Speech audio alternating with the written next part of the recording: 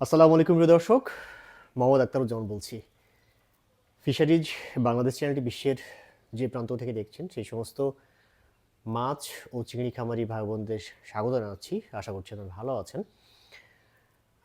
আসলে আবহাওয়ার একটু পরিবর্তন আসা শুরু হয়েছে, মানে শীত ভাবটা অনেকটাই কেটে গেছে। সো খামারিদের এখন আসলে পুকুর প্রস্তুত শুরু হবে। তো পুকুর প্রস্তুত যেহেতু তারা করবেন, তো সেই ক্ষেত্রে যে বিষয়টা জরুরি সেটা হলো, আমরা একটা বিল্ডিং যখন 5 তলা 10 তলা বিল্ডিং যখন তুলি, তো যদি আমরা ভিত্তি বা তলদেশটা যদি ঠিক মতো মেরামত না করি তাহলে বিল্ডিংটা কিন্তু শক্ত হবে না। তো এরকমই আপনার একটা পুকুর যেখানে পানি থাকে, পানিতে মাছ থাকে, ওই মাছ এবং পানি ঠিকঠাক থাকবে না যদি আপনার তলদেশের যে মাটি সেটা যদি ঠিক মতো আপনি যত্ন না নেন পুকুর প্রস্তুতির সময়। তার মানে পুকুর প্রস্তুত করার সময় অবশ্যই আপনাকে মাটির যত্ন নিতে হবে। তাহলে হচ্ছে আপনার মাছ চাষকালীন সময়ে পানি এবং মাছ ভালো থাকবে। আর যখনই পানি ভালো থাকবে তখন মাছ ভালো থাকবে, আপনার চাষের ব্যয়, মাছ চাষের যে ব্যয়টা সেটা অনেকটাই কমে যাবে। তো কি আসলে যত্ন নিতে হয় মোটা দাগে যদি বলি, আমি 4টা টোটাল পয়েন্ট করেছি। যে 4টা পয়েন্ট এর মধ্যে কিছু পয়েন্ট, এর মধ্যে 2-1টা পয়েন্ট বেশ, 2টা পয়েন্ট হচ্ছে একটু কঠিন। তবু হচ্ছে যদি আপনি 4টা ফলো করতে পারেন, আপনার এই মাছ চাষের সারা বছরের, অর্থাৎ এই 2026 সালটা আপনার মাছ চাষের জন্য ভালো যাবে। তো চলুন প্রস্তুতিগুলো কী সেটা একটু জেনে নেই। প্রথম যে প্রস্তুতির কথা আমি বলবো সেটা হচ্ছে, এটা খুব গুরুত্বপূর্ণ। সেটা হলো, এবং এটা করাটাও অনেক টাফ, কিন্তু করতে পারলে এটার মতো বেস্ট আর কোনো জিনিস হয় না। সেটা হচ্ছে তলদেশ থেকে হাত, অর্ধ হাত পরিমাণ মাটি তুলে ফেলতে হবে। আপনার গত বছরের যে মাছ চাষ আপনি করেছেন, সেই গত বছর মাছ চাষে বিভিন্ন ধরনের ইনপুট সেখানে প্রয়োগ করেছেন। কি ইনপুট প্রয়োগ করেছেন? ক্ষতিকর যে ইনপুটগুলো, যেমন হচ্ছে আপনি সেখানে জীবাণুনাশক দিয়েছেন, আপনি সেখানে কীটনাশক দিয়েছেন, আপনি অ্যান্টিবায়োটিক দিয়েছেন, আপনি হচ্ছে ইউরিয়া দিয়েছেন, টিএসপি দিয়েছেন। তো এই যত ধরনের ক্ষতিকর মানে মানে কেমিক্যালগুলো আপনি দিয়েছিলেন সেগুলো কিন্তু তলদেশে গিয়ে জমা হয়েছে, অর্থাৎ মাটির উপরে জমা হয়ে আছে। এটা যদি জমা থাকতে দেন তাহলে কিন্তু আপনার এই বছর, অর্থাৎ 2026 সালে যখন মাছ ছাড়বেন, এটা আপনার সারা বছর আপনাকে ডিস্টার্ব করবে। ঠিক আছে? তো যার কারণে আপনি যেটা করবেন সেটা হচ্ছে তলদেশ থেকে হাত পরিমাণ মাটি তুলে ফেলতে হবে। এখন বিষয় হলো, যাদের অনেক বড় পুকুর, অর্থাৎ বিঘার পর বিঘা, একরের পর একর পুকুর, তারা কি করবেন? হ্যাঁ, অবশ্যই এটা কষ্টকর, কোনো সন্দেহ নাই। কিন্তু রুলস, মাছ চাষের যে রুল যেটা, সেটা হচ্ছে যে অবশ্যই পুকুর শুকাতে হবে 2-3 বছর পর পর। তা আপনি যেহেতু এটা করতে পারছেন না, তার মানে এটা করতে হবে আপনাকে, আপনার যদি সুযোগ থাকে পানি নিষ্কাশন করে যে কোনো মূল্যে আপনার এই তলদেশ থেকে, আমি যে ক্ষতিকর মানে যে পদার্থগুলো জমে আছে সেগুলো অর্ধ হাত পর্যন্ত আপনি তুলে ফেলে দিন। তাহলে আপনার এই ক্ষতিকর কেমিক্যালগুলো সরে যাবে।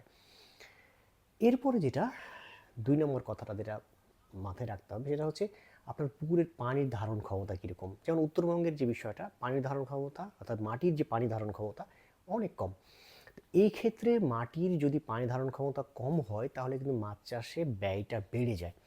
কারণটা হলো যে যখন হচ্ছে আপনার এই পানি যেসব ধারণ করতে পারেন এইসব পুকুরে, আপনি পানি বারবার শুকিয়ে যাচ্ছে, পানি আপনাকে দিতে হচ্ছে, এটা যেমন একটা ব্যয়। এরপরে আপনি সেখানে কি দিচ্ছেন? প্লাঙ্কটন তৈরি করার জন্য বিভিন্ন প্রোডাক্ট ব্যবহার করছেন। আপনি হচ্ছে এখানে হচ্ছে প্রোবায়োটিক দিচ্ছেন, আপনি সেখানে হচ্ছে মানে বিভিন্ন ইনপুট দিচ্ছেন। সেগুলো কিন্তু কি হচ্ছে, পানি যেহেতু থাকে না, তার মানে কি, সেটা হচ্ছে এই মাটি দিয়ে মাটি শোষণ করে নিচে চলে যায়। যার মানে আপনার হচ্ছে যেগুলো আপনি উপকারী যে জিনিসগুলো দিচ্ছেন সেগুলো কিন্তু তলদেশে চলে যাচ্ছে, তলদেশের মাধ্যমে মাটি একেবারে ভেতরে চলে যায়, এবং যার ফলে এটা হচ্ছে কিন্তু পানি তার কাজ করে না। তার মানে মাটির যদি পানি ধারণ ক্ষমতা বেশি না হয়, অর্থাৎ একটা পুকুরের যে মাটির পানি ধারণ ক্ষমতা বেশি না হয়, সেটাকে আপনাকে মেরামত করতে হবে। সেটা যত বড়ই পুকুর হোক না কেন, আপনি চেষ্টা করবেন তলদেশটা যেন অন্য জায়গা থেকে মাটি এনে যতটা সম্ভব তার এই মাটির পানির ধারণ ক্ষমতা বাড়াতে হবে। আমি চেষ্টা করবো অন্য একটা ভিডিওতে আপনাদেরকে এই পানি ধারণ ক্ষমতা বাড়ানো যায় কী করে সেই বিষয় নিয়ে আসলে একটু কথা বলার জন্য। কিন্তু যাদের এই প্রবলেমটা আছে তারা অবশ্যই এটা মাস্ট ট্রাই করবেন যেন মাটির এই পানি ধারণ ক্ষমতাটা বাড়ানো যায়। 3 নম্বর পয়েন্টে চলে আসি। 3 নম্বর পয়েন্ট হচ্ছে আমরা অনেকেই এই বিষয়টায় কোনো খেয়াল রাখি না। কোনটা? সেটা হলো সয়েলের বা মাটির পিএইচ টেস্ট। এটা কেউই করি না আসলে। এটা জরুরি। এটা জরুরি এই জন্য আপনি যেহেতু মাছ চাষ করেন, স্বাভাবিকভাবে আপনি চুন দিবেন পুকুরে। ইচ্ছে মতো চুন দিলেন, কি দিলেন, কতটুকু দিলেন, এই চুনটা দেয়া ডিপেন্ড করে পিএইচের উপরে। তো পিএইচের মানের সাথে মিলিয়ে আপনাকে এই চুনটা দিতে হয় পুকুরের তলদেশে, বা অনেকে দেন আসলে। তো যার জন্য আপনি সয়েল বা মাটির পিএইচটা যদি আপনার টেস্ট করার সুযোগ থাকে, খুব ভালো এটা হবে। অর্থাৎ যদিও মাটির বা এই সয়েলের পিএইচ টেস্টারের দাম একটু বেশি, হ্যাঁ আসলেই বেশি, চেষ্টা করবেন আপনি কারো কাছ থেকে সংগ্রহ করার জন্য।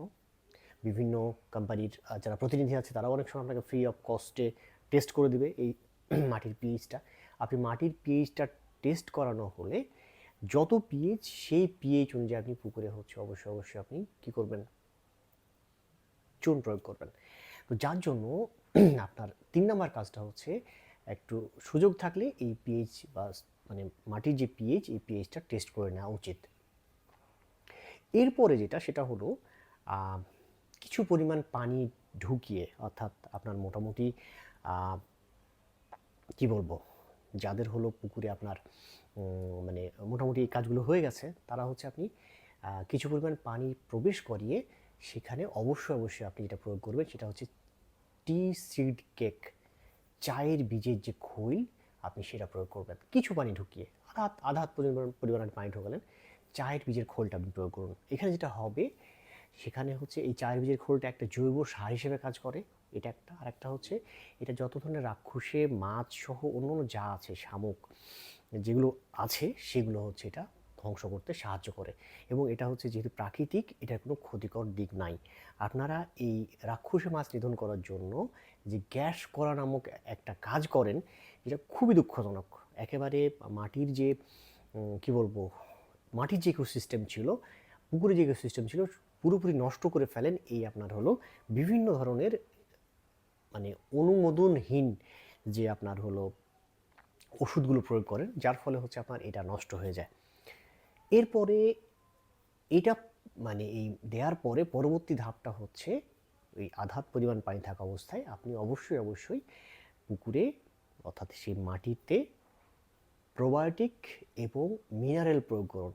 প্রোবায়োটিক এবং মিনারেল প্রয়োগ করুন। কারণটা হলো আপনার, আপনি একটু করে দেখুন, আপনার সারা বছরের মাছ চাষের যে ব্যয় সেটা কমে যাবে।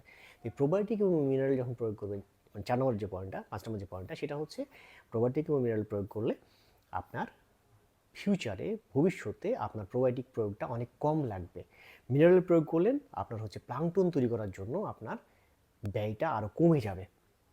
এই যে আপনি 4টা বা 5টা পয়েন্ট বললাম, যদি আপনারা ফলো করতে পারেন তাহলে আশা করছি 2026 সালের মাছ চাষের যে পদক্ষেপটা আপনার জন্য সুখকর হবে।